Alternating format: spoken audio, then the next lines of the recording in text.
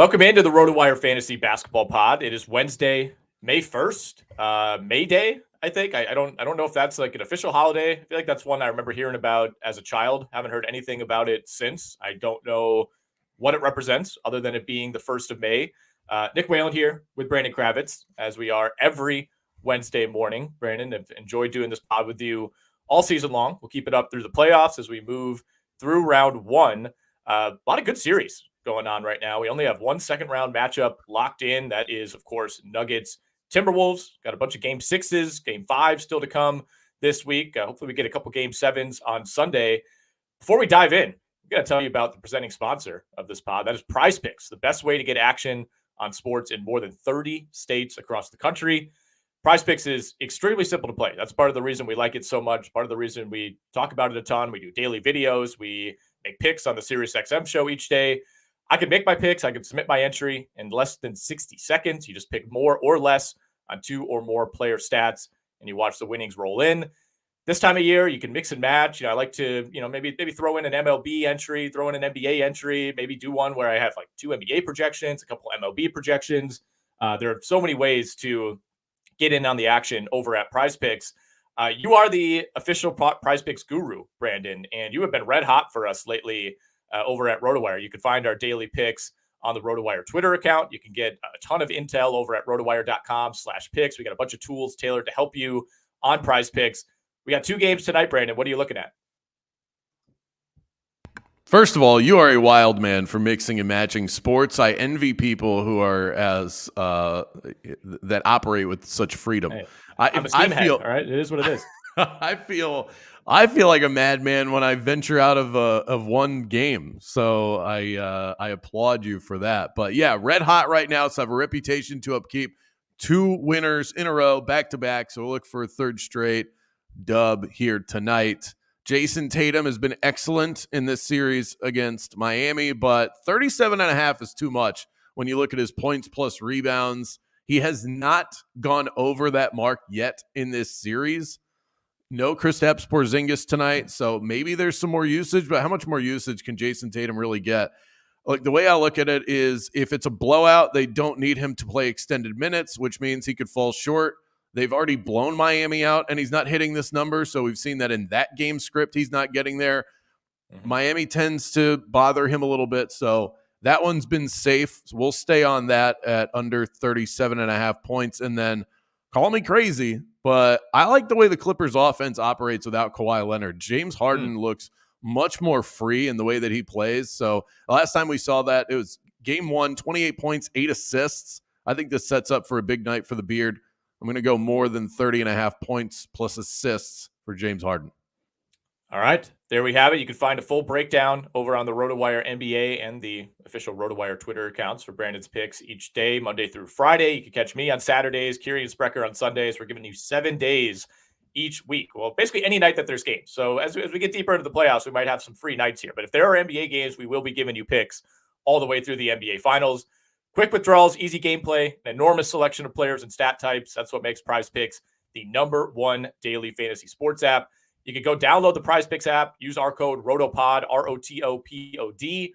That'll give you a first deposit match up to $100. That's code ROTOPOD, ROTOPOD, for a first deposit match up to $100. If you're not an app guy, by the way, just go over to prizepicks.com. If I'm on my laptop, I almost prefer that. You get multiple screens going, do some research, get RotoWire picks up, help you out with those entries. But you can download the Prize Picks app. You can go to prizepicks.com. Pick more, pick less. It's that easy. And I would like to throw this in there. You never know. Check the app constantly. This morning, you could have found James Harden at more than 17.5 points, which is about 5. That's like 5 points of value. You never know when those promos are going to pop up. So it's a cool thing to look out for as well. Yeah, they're pretty frequent on Prize Picks, right? That's still up right now. You have 11 hours, 25 minutes, and 8 seconds. They have a nice little countdown clock for how long those promos are available. So you're getting James Harden's points prop at 17.5 as opposed to 21.5, where it would be if it's not discounted. So those don't always come in. We've had rough luck with those. I had infamously had like a four bagger entry the other day, or this is like 2 weeks ago, where we just needed Anthony Davis to hit the more on 20.5 points, which was discounted. Got to 20. So it's not a freebie necessarily, but it gets you off on the right foot. when you're putting together those entries. You mentioned the Clippers with Kawhi Leonard and James Harden. He is confirmed out tonight for Game 5. We'll talk about that game a little bit later, but of course the Clippers are 2-0 in this series when Kawhi Leonard does not play. Boston's a 14-point favorite tonight against Miami. We heard we heard Kevin Love earlier in the week after they got blown out in Game 3. He's like, yeah, we got blown out, but we'll have a way better game plan in Game 4. You guys just wait and see. Miami gets blown out again. They only scored 88 points the other night. I think the series likely ends tonight. But again, we'll talk about those games in a bit. I want to clear the floor. I've been as guilty as anybody, Brandon, of not giving enough shine to this Cavs Magic series. And, Cavs could get blown out the Magic get blown out the first 2 games in Cleveland. We're thinking, oh, man, they don't have the experience and they don't really have a true number 2 guy. And then the series completely flips when it goes back to Orlando. They blow out the Cavs in both of those games. We finally got a competitive game in this series last night. Yeah, I appreciate you allowing me this soapbox for exactly those people. And if you're one of them, Nick, I apologize. I have the utmost respect for you. But it does feel like as I'm combing through Twitter at night, you have people that claim to be NBA fans that are more worried about keyboard warrioring just how much they detest this series rather than actually watching it and enjoying it for what it is. Is it an NBA TV series? Absolutely. Even I would tell you that this series is perfectly placed on the channels that they are putting it on and the times that they are placing these games. But that doesn't mean they're not good. This series has been interesting, and I think even more so than some of the other ones that are getting more shine, like Boston and Miami, who's not over that series by now. Let's just move on past that. It is the tale of home games so far between the Cavs and the Magic. The Cavs clearly look like the better team. The Magic looked overmatched, quite frankly, in those first 2 games. They looked like a team that had never played postseason basketball, and the lights might have been a little bit too bright, like they were for Cleveland the year before. So you had that storyline, and then it all came together all at once. 38-point win in Game 3 for the Magic, 23-point win in Game 4. You had breakout performances from Paolo, breakout performances from Franz Wagner, and then last night we finally got a game that went down to the wire. And hat tip to Evan Mobley. He made the play of the night blocking Franz Wagner. I thought it was a good look for Franz. I'm fine with the play. Mosley did not call a timeout at the end to set up a play from half court. Look, there were only 3 seconds on the clock.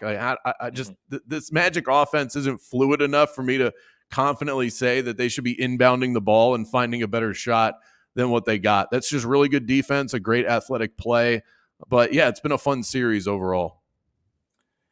Yeah, it really has. And I think Game 5 was pretty easily the most fun game of the series based on, how much the other few games have been blowouts. I mean, really, the first 4 were not remotely close one way or the other. We've seen Orlando really pick it up offensively over the last 3 games. I believe we had our first over of the series last night. I think the total was like 201.5, and it finished at 207. Kind of a weird game for Evan Mobley, where I follow a lot of Cavs people from my LeBron days. When he was in Cleveland, and there was a lot of complaining about Evan Mobley defensively early in this game. Obviously, he comes through with that huge block late. Had a couple tough finishes, I thought, down the stretch too. That ended up giving Cleveland the lead at one point, and then pushing that lead up to a 2-possession game. He ends up finishing with 14 points, 13 boards, 4 assists, 2 steals, 2 blocks. We finally saw a decent Darius Garland game in this series as well. I mean, especially in the first half, he went on a little bit of a run just before halftime. They got a big 3-pointer out of Karis LeVert as well. I think that was at the end of the first quarter that pushed that to a 10-point lead. Initially kind of looked like Cleveland might run away with this before Orlando rallied back with a big second quarter. They held Cleveland to 15 points only in the second. But Garland gives you 23, 5, and 5. Donovan Mitchell, 28, 6, and 2 with a couple of steals. Not the most efficient game for Donovan Mitchell. He was 1 of 7 from 3. Both teams really struggling from beyond the arc in this series. I mean, Cleveland's down to 28.7% as a team. Orlando, 30%. Not a whole lot better, but certainly better than it was through those first 2 games. To me, this was the Paolo Banchero game. And I think you need a little bit more out of Franz Wagner. If he finishes that layup late, maybe the narrative is reversed. But this is one where just nobody else really stepped up for Orlando. I mean, Banchero accounted for 39 of the 103 total points.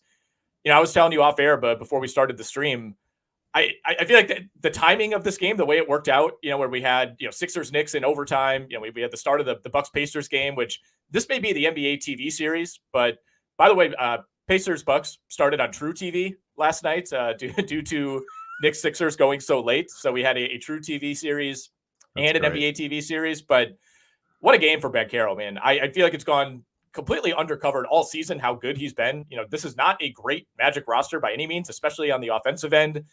If we want to say Franz Wagner's a decent number 2 option, that's fine. I just think when you compare him to a lot of the other number 2 options in the NBA, it's not a favorable comparison. He's a good player. He's not a legit number 2 on a championship team. And I think the fact that Banchero essentially put this team on his back all year, carried them to 47 wins in what was a pretty competitive top half, at least, of the Eastern Conference. I don't think he got enough credit for that. And frankly, I don't think he got enough credit for how well he played, willing Orlando back into this game late, making this a close game down the stretch, finishing with 39. This was an all-time performance by Banchero. Unfortunately, at the same time, Jalen Brunson's going for 40, Tyrese Maxey's going for 50.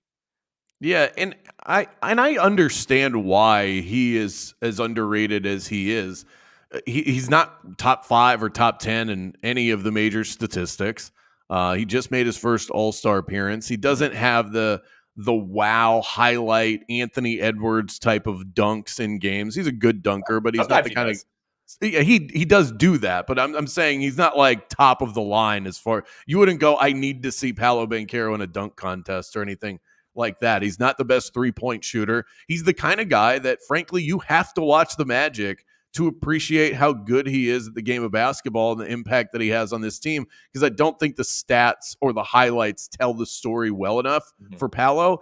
And a lot of stars don't get that proper respect until they do it in the playoffs. Now Paolo is an all-star. Now he's put together 2 incredible playoff performances. He's averaging 25 points per game so far in this series. That's 3 points higher than his season average. That's the stuff that superstars do. They get better when the playoffs come. They don't fall back and dip lower than what their season averages are. So what you're seeing right now is the breakout. I understand why he's been underrated, but I think he'll get proper love after this. As far as his performance last night, that was incredible. And a lot of it, not only do you get playoff performers that perform better in the postseason than they do in the regular season, that's one of the telltale signs of a superstar.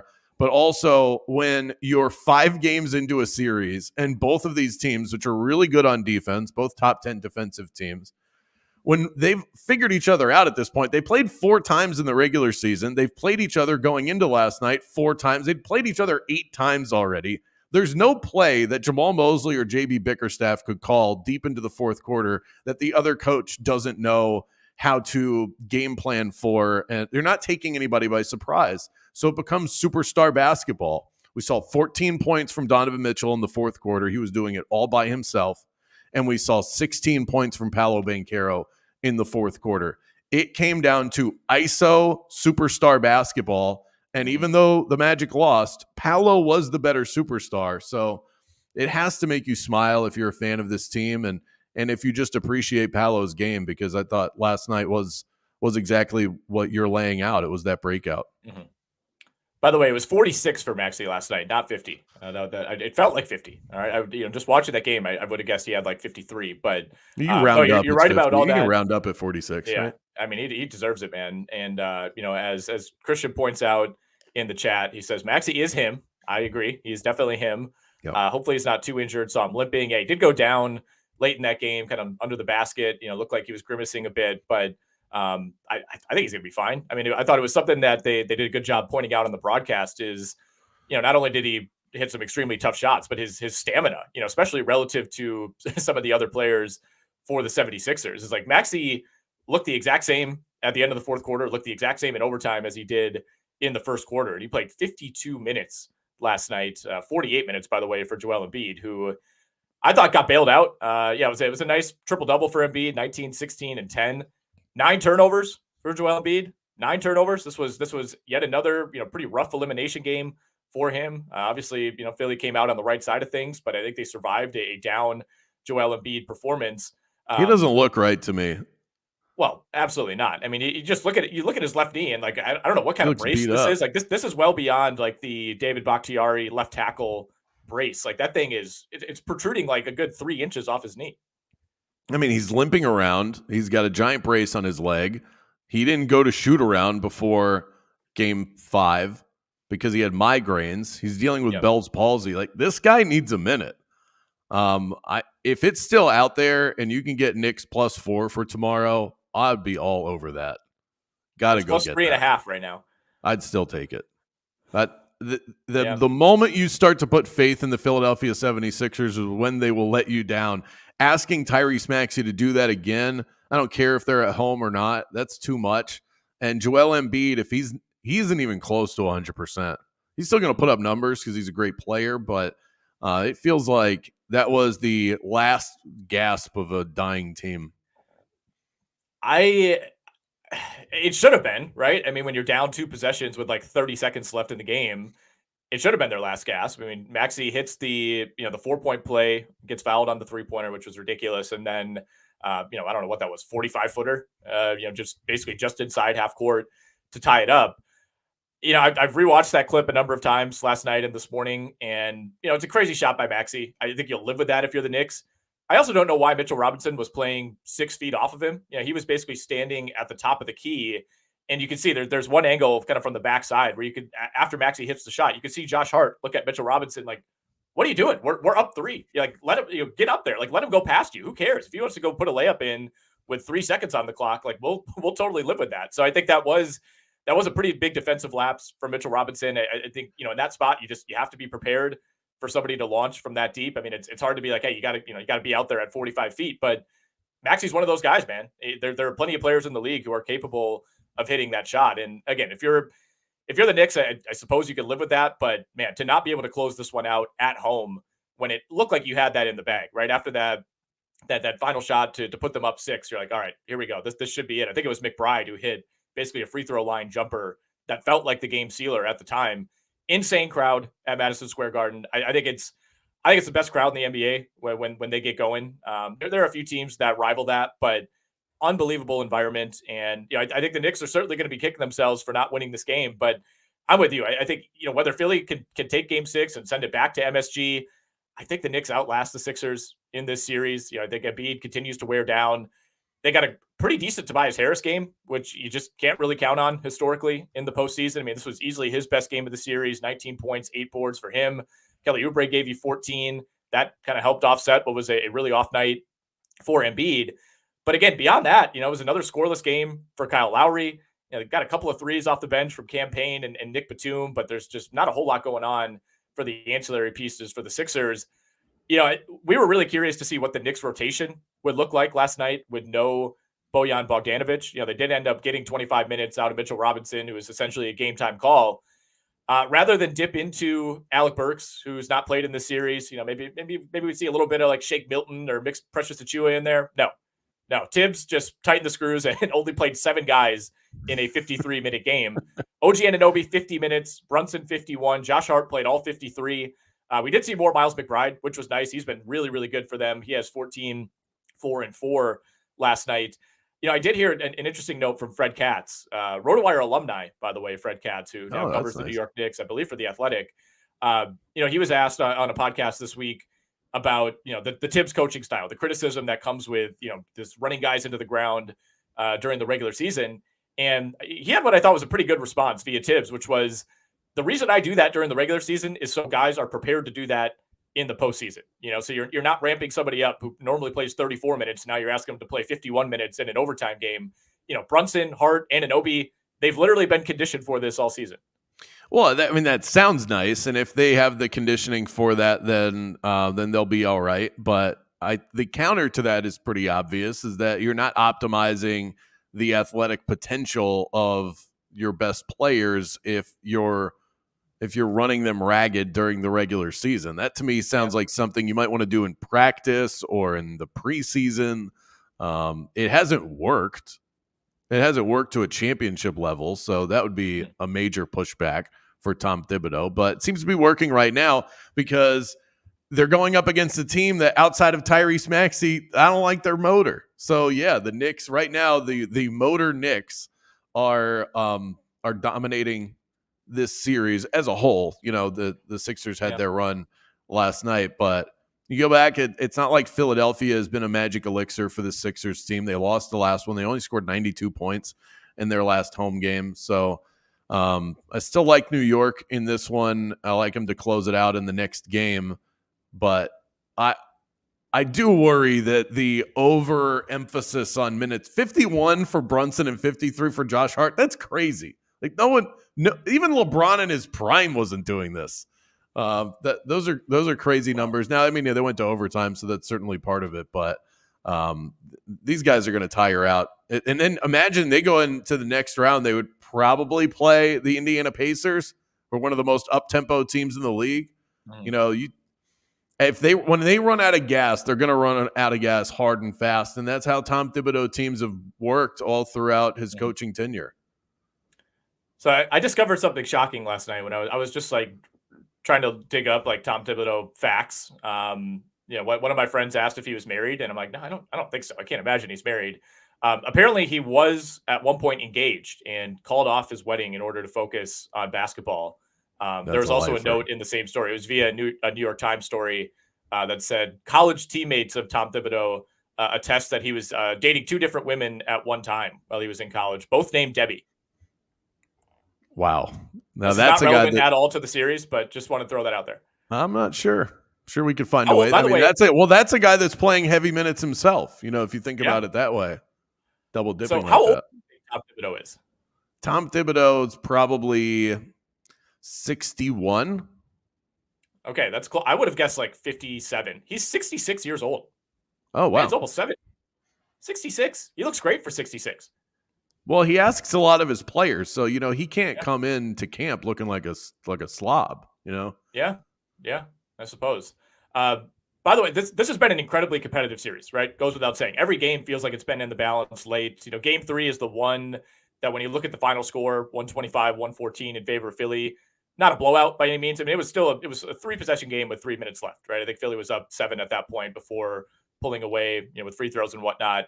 Philly's actually +2 on the series, despite trailing and despite, needing overtime last night. They are +2 on the Knicks. So I would not be shocked at all if we get a game 7. As you noted, Knicks are 3.5-point dogs on the road in Philly.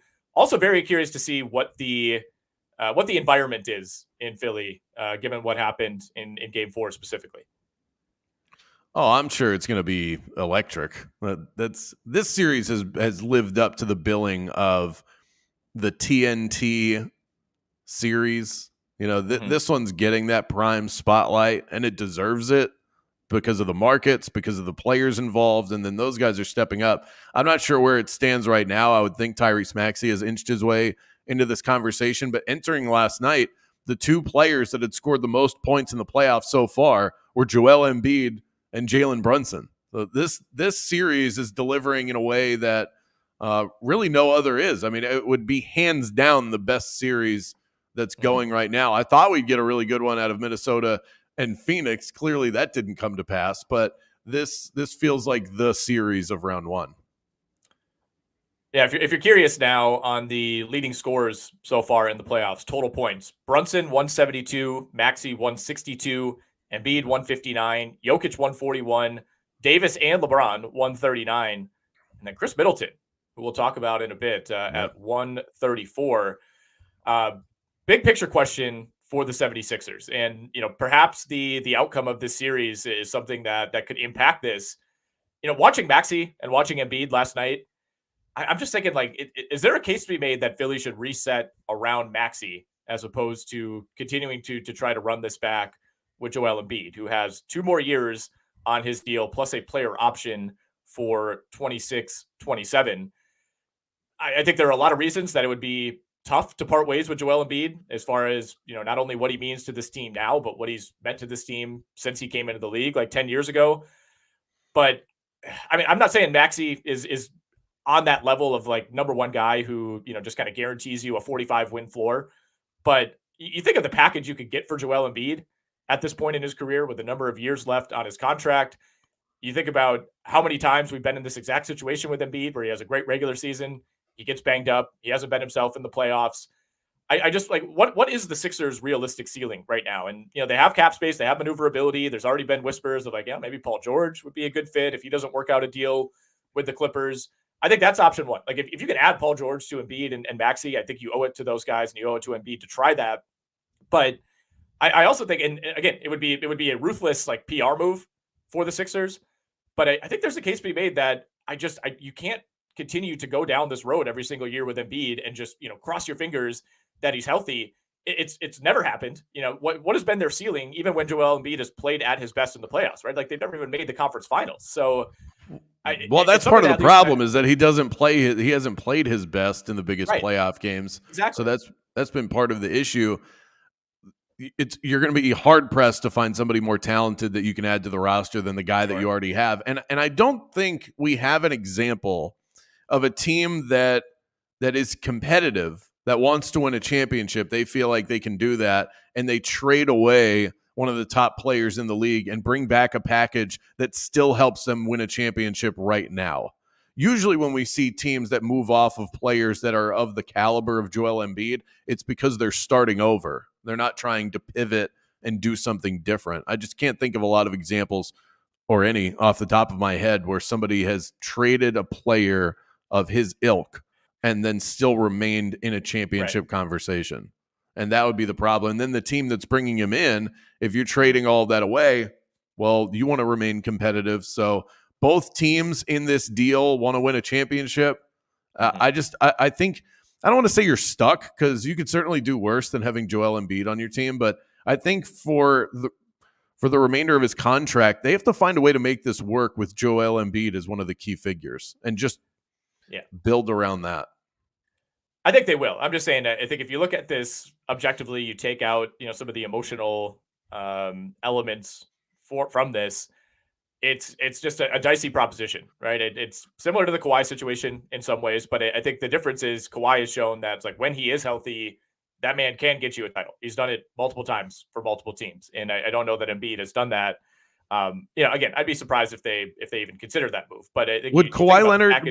Sorry to interrupt, but I think you just nailed it. I think that might be the example, because the Spurs weren't completely blowing it up when they brought in DeMar DeRozan.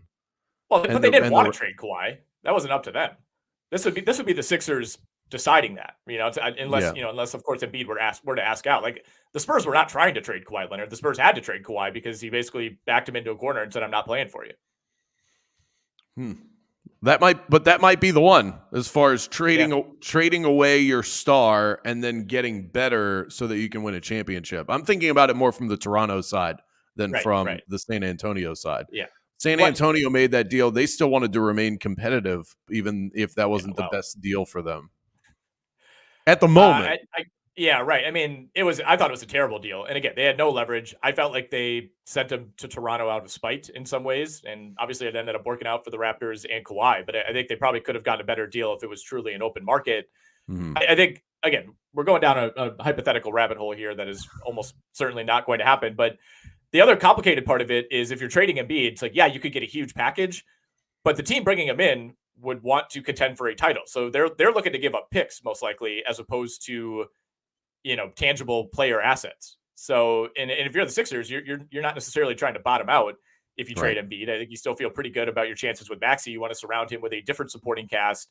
And, no team is going to be like, all right, we'll give you our second and third best players and we'll bring in Embiid. And then all of a sudden you have an empty roster around him. If you were the Miami, since we're doing hypotheticals, if you're the Miami Heat, do you trade Bam Adebayo and picks for Joel Embiid? I would not. No, I'm the guy who's saying that I don't trust Joel Embiid. Like, if I were a Heat fan, I would not want to do that. Even though if you were the Sixers, would you do it? Yes. Yeah. Yes. No question. I would do that. I would do that for sure. And again, it's an objective downgrade in talent for sure. It's nothing against Embiid, the talent, Embiid, the regular season player. Like, he is a vastly better player than Bam Adebayo. There's no question about that.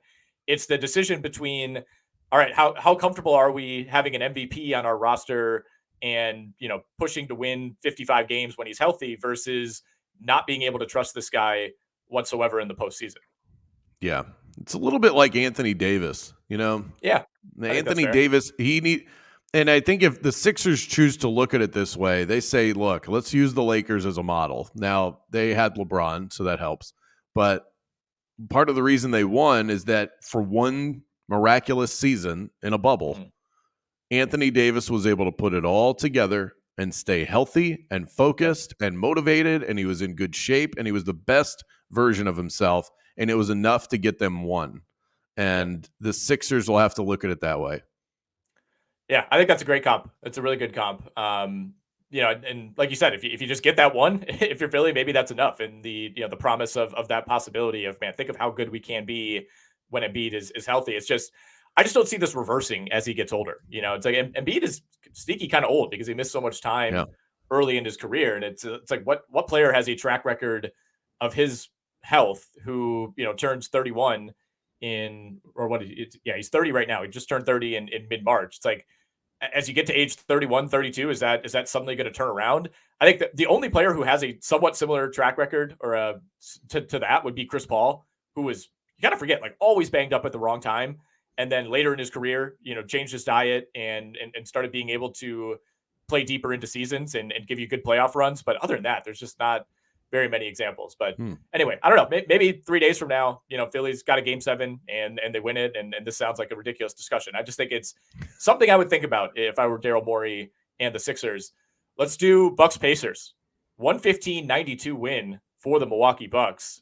This was a pretty shocking result, Brandon. Bucks went down 10 in the first quarter. And, I can tell you, I went in with no expectations, had the usual halftime FaceTime with my Bucks fan friends. We're like, all right, what do we need to do here in the second half? Everybody was like, yeah, fully expect the Pacers to come out and start hitting more shots and the Bucks will blow this lead. That was not the case, man. This was a shocking result for Milwaukee. One of the great Patrick Beverley games that we've ever seen. He was a plus 36 in 36 minutes last night for Milwaukee. Not a crazy line for Pat Bev, 13 points, 12 assists, but made some huge plays when they went on their big run. We got an all-time too small from Pat Bev, who like kind of took like a bow. We saw the hand on the hip, the too small going into a timeout. Indiana came out hot. They were 7 of 12 from 3 to begin this game. They finished the game 12 of 38 from beyond the arc. So I think that was the number one factor for me, is that Indy just stopped hitting wide open threes because they were continuing to get those looks. And that has been a huge problem for Milwaukee throughout the series. The Pacers are averaging 9 more wide open 3-point attempts than any other team in the playoffs. 9 more per game, which is kind of part of what Milwaukee does on defense. I think the way they use Brook Lopez is just going to result in open looks. The Pacers went completely cold, basically starting midway through the second quarter and never fully recovered. The other thing was Milwaukee brought it defensively in a way that they have not earlier in this series. That started with Beverley. I thought Lopez had his best game of the series, even though he only had 12 points. He's had better scoring games, but I thought overall effectiveness-wise, Lopez was fantastic last night. Bobby Portis comes back from the ejection, 29 points, 10 boards for him. Pat Connaughton, finally gave them something off the bench, and they dusted off Malik Beasley, who was essentially kind of halfway out of the rotation midway through this series. He came in, hit 4 threes. All those were huge to push the lead to a point where it felt insurmountable midway through the second half. Chris Middleton is the other guy we got to hit on, Brandon. 29 and 12 for him. Yeah. There's a stat going around last night that in terms of shot quality, and I'm not sure if this is an NBA.com stat or if this is like a second spectrum thing, but he has the worst shot quality of any player in the playoffs so far this year. And yet over these last 3 games, he's averaging 32, 11, and 5 on 48, 40, 87 shooting. He's been amazing. Isn't it great too? Because everybody was just writing this guy off, and he is reborn in this series and really helping to carry this team without their 2 best players. I thought last night was a Bucks funeral. I'm sure that. Yep. Did you feel the same way going into that one? Like this is a wrap. Oh, tonight. I was dressed in black. I had the veil over my face. I was ready to be a pallbearer. Yes, I thought this was funeral city. Yeah, and then it started that way, and here I am feeling like a genius because I'm sitting on this Pacers plus 200 ticket to win the series, and I'm like, tonight's the night that we cash the ticket, and here come the Milwaukee Bucks. dead man walking their way through this series. Patrick Beverley is one of the most front-running players I've ever witnessed. I don't know if numbers back this up. I can just tell you this is what my gut tells me, is that when things are going well for a team that he is playing on in a game that he is playing in, that is when you get the best version of Patrick Beverley, and he's talking trash, and he's making good decisions with the basketball. I can't stand him personally. I'm sure Bucks fans love him, but he's an agitator to the worst degree. Him and I do have a very public Twitter beef with each other. So, that is part of the equation too. But yeah, shout out to the Bucks. They got it done last night. And what's the confidence level? You tell me, what's the confidence level going into Game 6 here? Still pretty low for me. Yeah. The Bucks are the guys going to play? Point dogs. No, I don't think so. The line would imply no. Doc Rivers was asked about this after the game, and I believe he used the word "very" 3 times when asked if Dame and or Giannis have a chance to be back for Game 6. He said they're very, very, very close. I don't know how much of that is gamesmanship. You only have one day off between games. I would be surprised specifically if Giannis is out there. Dame is the guy that we saw a video of him, getting a workout in pregame. Looked like he was moving around okay. So I wouldn't be shocked if we see Dame, try to push through. I don't see them bringing Giannis back in this spot. I do think the Indiana, wide open shooting is going to continue to be an issue. I think the Bucks caught a huge break. And again, part of it is what they did defensively. I don't want to take anything away from that, but this was a night where, Miles Turner finally cooled off in this series. He was 1 of 4. Andrew Nembhard, 0 of 2 from 3. Both of those were wide open looks. Aaron Nesmith, 1 of 5. Siakam, 1 of 4. They got a couple nice buckets from Ben Shepherd early in the game to push that lead to double digits early on, but he didn't really give them anything in the second half. I think the difference in shot quality and ease of creation of good shots, that's been the number one thing that stands out to me in this series. And that was happening even when Lillard was out there. And that's the thing. It's like if Lillard comes back, he needs to be Damian Lillard. He can't be 75% and, go 10 of 29 from the field and give up a bunch on defense. Like, he doesn't help you at all defensively. And I know in some ways the Bucks are out of options. It's hard to be like, hey, Danilo Gallinari, man, we need you to be better against Siakam. I thought he defended Siakam pretty well. He defended Siakam better than Bobby Portis has in this series last night.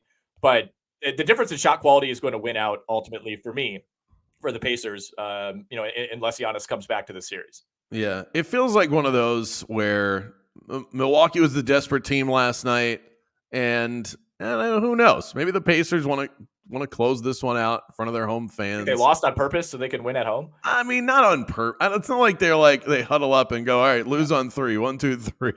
Like, I don't think it works like that, but it's just this sort of subconscious thing. Like, hey, we're good if we lose this, and worst case scenario, we go close it out in front of the fans.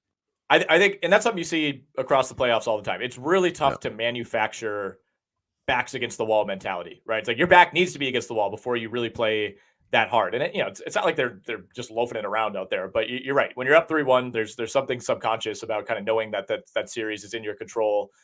I think, again, unless Giannis is back, unless Dame is back for Game 6, I think we see Indiana close it out on Thursday. But who knows, man? I mean, Milwaukee, they bought themselves 48 more hours. I think they've, at the very least, felt like they figured something out defensively. Even if you're still giving up a lot of open threes, I thought they were flying around to a noticeable, even if you're just watching casually, you're like, all right, this team is moving much better defensively than they were earlier in the series. And, again, getting someone like Pat Connaughton, engaged on both ends, I think was huge, who just hasn't really been effective for them so far. Let's talk about the 2 games tonight, and then we'll get out of here. Actually, maybe do a little preview of Denver, Minnesota. We got to talk about that. But Heat Celtics, I don't have much to say here. Celtics are 14.5-point favorites. The headline, of course, is that they won't have Kristaps Porzingis. I don't think that matters, dude. I don't think they need Porzingis to close out this series. I don't think they need Porzingis to win round 2 either. I was searching there it is. I found it. And it is as bright and shiny as you would expect. The Celtics this season, without Kristaps Porzingis in the lineup, a resounding 21-4. So he puts them over the top. He makes them they're already a dangerous team. He makes them, to me, a surefire representative of the Eastern Conference if he's healthy. You can waver on that a little bit with him out of the lineup, but not against the Miami Heat. I know that this team has been a pest for the Boston Celtics, but Jimmy Butler still has not played in this series. He's the reason why the Miami Heat were as difficult and out as they were a year ago. You can only count on Caleb Martin so much before you're going to peter out. So, it's one of those games. I look at it like from a betting perspective, I think it's Celtics or pass. And for me, I'll take the latter of the two because, the Heat just, you never know. Like the last time they were in Boston, they just snuck out and won a game. You never know what to expect from this Miami team, what version, when the tough, gritty version of the Miami Heat that knocks down open threes, when that team shows up, they can beat anybody, even the Celtics, and they've proven that. I have no real read for this other than the Celtics are going to win the series at some point, and let's just move on. Yeah, I mean, you got to keep in mind in the East Finals last year, they had Jimmy Butler. That is probably the number one difference between that series and this series. But Miami shot almost 44% from three in that series. Yeah. And they've shot it okay. They're at like 37% for this series. But so much of that was the barrage, in game two, right? Where they had, was it 22, 23 3-pointers? And, you're going to need another game like that, it feels like, to beat Boston. And that's a lot to ask to have that kind of shooting night from basically your entire roster and, let alone do that three more times over the next three games. So I think the series probably ends tonight. I guess, we got to give a little credence to Miami. They have already won a game in Boston, no Porzingis. Maybe that, I think the number one thing that opens up for Boston is, like, I don't think they miss Porzingis that much for round two specifically. It's more so, what does that do for Al Horford? Like, does that burn out Al Horford? Are you overextending him to a point that you don't really want to? Are you bringing in guys off the bench that you're not necessarily comfortable playing? Yeah, definitely going to be a big Luke Kornet game tonight. I would expect him to get a decent amount of run for the Celtics, and that. I don't think they need to. I don't think they need to overextend Horford, and they're not going to do that unless their backs are against the wall, and they'd have to lose tonight to feel that sort of pressure. So I don't think there's any need to really change up any sort of strategy if you're Joe Mazzulla. Yeah, again, Boston 14.5-point favorites tonight at home. Totals all the way down at 200.5. That is very, very low and reminiscent of a lot of the other totals that we're seeing. Knicks Sixers also 200.5 right now. Cavs Magic 201.5 for Friday. Pacers Bucks way up there at 215.5. Mavs Clippers is our late game tonight, Brandon. Clippers are 3-point dogs at home, according to DraftKings. Total there is 208.5. Can the Mavs get their first win in this series with no Kawhi Leonard on the court for the LA Clippers? I'm going to say no. I think the Clippers, as it stands right now, are better without Kawhi Leonard, and they've been I really have enjoyed watching them play, and I don't trust Dallas anymore. Just in watching a couple of games in this series, they're just so hot and cold. I think Russell Westbrook plays more free. The ball runs through James Harden and Paul George, and I think they're more consistent defensively. They're better coached with Ty Lue. I think this is a Clippers spot tonight. I think the Clippers win this game. I think the series goes 7, but I think the Clippers win tonight. I mean, I'm throwing up my hands at this point. I thought this was a series that Dallas could win in 5 because I was very, very skeptical of what Kawhi Leonard's status would be.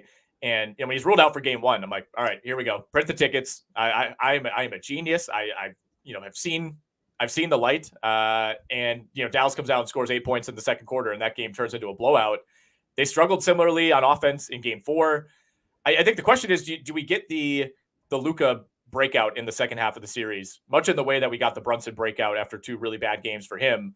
I mean, Luka's shooting under 40% from the field. Kyrie has been their most consistent offensive player. Everything still runs through Luka. Luka still gets his numbers. He's still the best player in the series. I'm not questioning that, but this has not been a plus series for Luka Doncic in terms of efficiency. 38% from the field, 26% from beyond the arc. And we talk about some of these other teams that don't have fantastic secondary options. Like the Knicks don't really have a number 2 option, but there's always somebody who steps up and it keeps them in games. Most recently it's been OG Anunoby, and obviously you're getting great performances out of Josh Hart, even if he's not scoring all that much. Philly's had that issue as well beyond Embiid and Maxey. I mean, Dallas is also struggling to find production outside of that top 2. And PJ Washington's been okay, but he's the only other guy who's averaging double figures for Dallas in this series. Derek Jones is kind of this energy guy who gives you something on defense. Maybe he'll hit a couple corner threes. Derek Lively is a lob finisher. Daniel Gafford, his role continues to diminish in this series. Maxi Kleber, they like him, but he's not going to give you a ton offensively. And after that, you're getting into Josh Green, who's kind of a bit player. Tim Hardaway is going to miss another game tonight. They've kind of exiled Dante Exum and Jaden Hardy from the rotation. So I thought the absence of Kawhi Leonard would be a bigger deal for the LA Clippers. And the other side of this is I did not see James Harden playing as well as he has in this series. I mean, down the stretch in game 4, James Harden owned that game, completely owned that game. I thought Dallas made some missteps defensively, kind of leaving Luka on an island with him a little too often, not bringing help soon enough. But I mean, Harden's ability to get into the lane, create contact, finish those 8 to 10 foot floaters that he was getting at will at the end of game 4. The Kawhi thing was a big concern, but again, part of the reason that I did not trust the LA Clippers here is James Harden does not have a great track record in these situations, especially when he's asked to kind of be your number 1 option.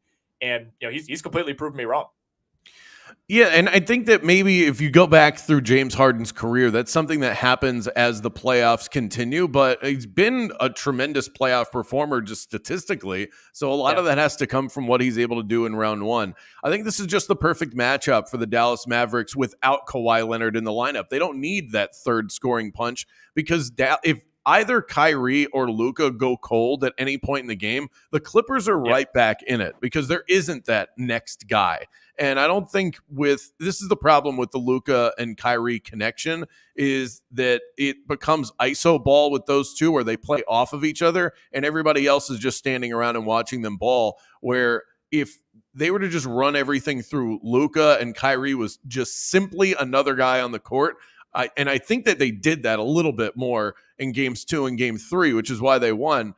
If you saw that more frequently, and if that's the way that they ran, I think they would be more productive and consistent on offense with getting other players involved. But the Clippers can just throw all of their energy and effort at slowing down, tiring out Luka, and making life difficult on him. He was 1 of 9 from 3-point range in that last game that they played.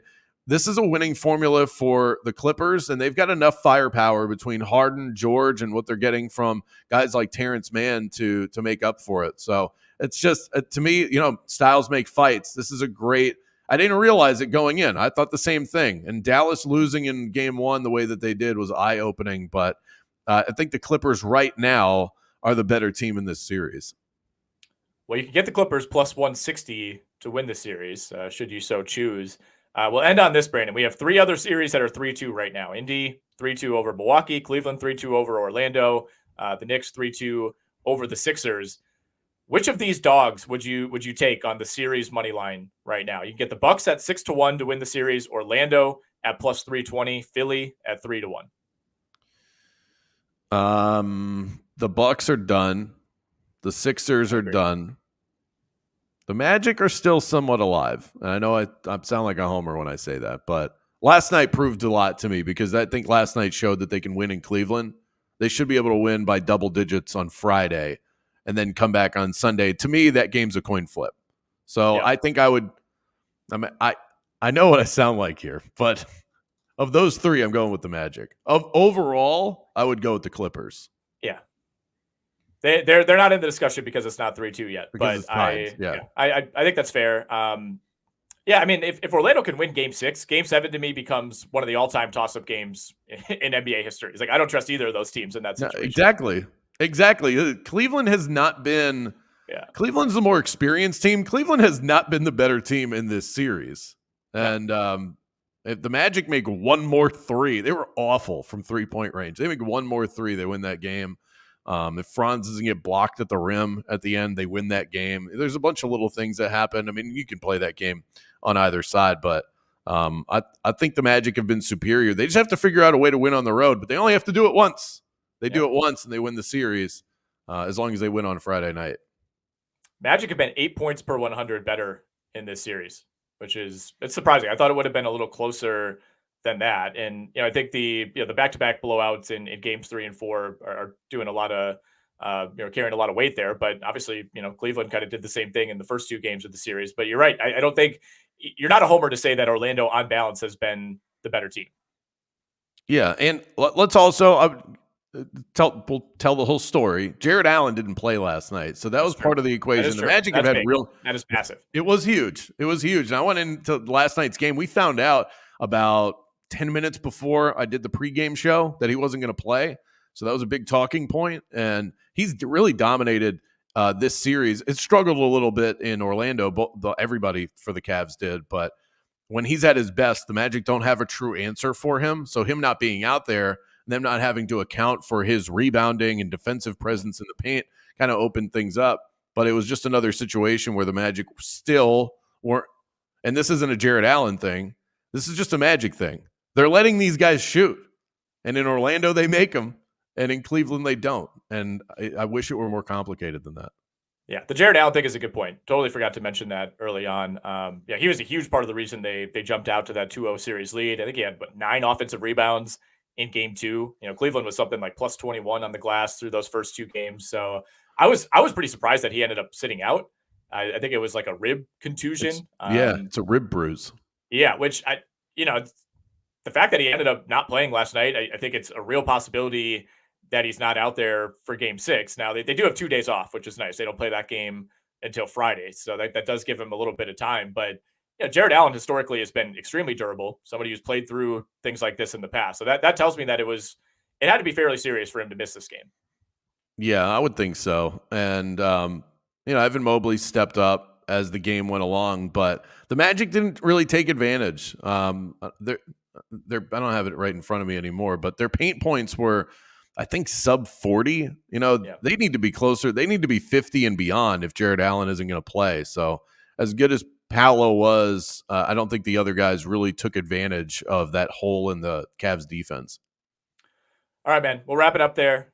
Fun time as always, recapping an eventful Tuesday night, doing a little preview of tonight's games.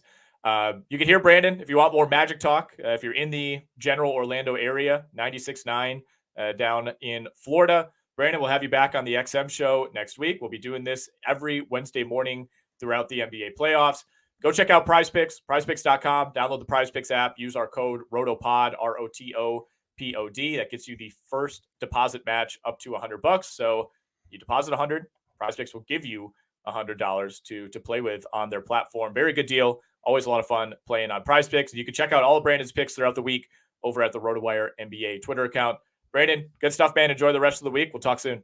Later, hoop heads.